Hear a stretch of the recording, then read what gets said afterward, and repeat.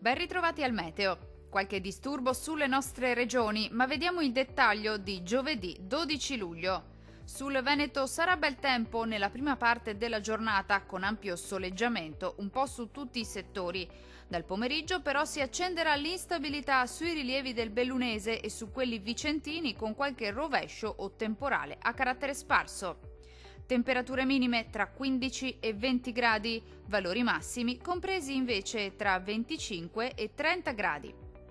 Diamo uno sguardo al Friuli Venezia Giulia. Anche qui sarà una bellissima mattinata all'insegna del sole su tutti i settori. Il cielo sarà poco o parzialmente nuvoloso ovunque. Dal pomeriggio addensamenti e occasionali rovesci sui settori alpini, ma possibili anche sul Triestino. Temperature minime tra 18 e 19 gradi, valori massimi oscillanti invece tra 26 e 28 gradi circa.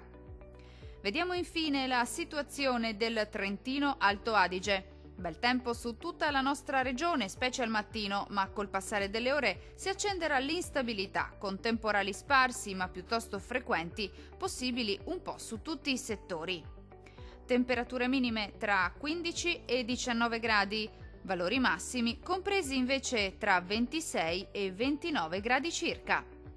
Dal meteo di Antenna 3 per ora è tutto. Arrivederci al prossimo aggiornamento.